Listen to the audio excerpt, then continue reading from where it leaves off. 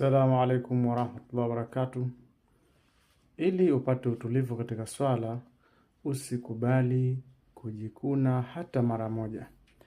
Maana unaweza ukawa umesimama, unajiandaa kuswali, na usihisi kama kuna muwasho au kitu kinakutembea kichwani, usoni, au sehemu yote. Utakapofunga swala, ukaanza kutafuta utulivu wa swala, ndipo vinavyoanza kujitokeza vitu vya kama vinakuwasha, kitu kama kinatembea. Huo ni mtego wa shetani, uepuke. Cha kufanya, kaa tulia, zingatia swala yako, deal na swala yako.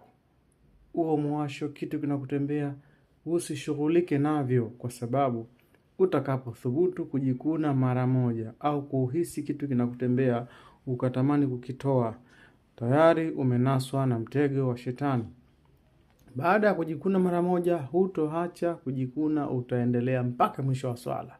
Ili kufaulu, usijipapase wala usiguse. Ukianza mara moja, basi utaendelea tena, kwa sababu kujikuna hapa patakuwasha hapa, kujikuna hapa patakuwasha hapa. Sasa basi, na maisha yetu ya kawaida ndivyo yalivyo. Utakapothubutu kufanya jambo lolote lile, hata kwa mara moja, ndiyo mwanzo wa kuendelea tena na tena na tena. Hata ukisema kwamba hebu nijaribu mara moja, basi umefeli. Ndivyo utaendelea kufanya na kufanya na kufanya, kwa sababu tayari umeshaanza kwa mara ya kwanza. Uko kuendelea kutakuwa ni jambo jepesi, hautokuwa na hofu wala hautokuwa na wasiwasi. Utasema kwamba nilishafanya bwana, kwani itakuwa vipi, kwani nini?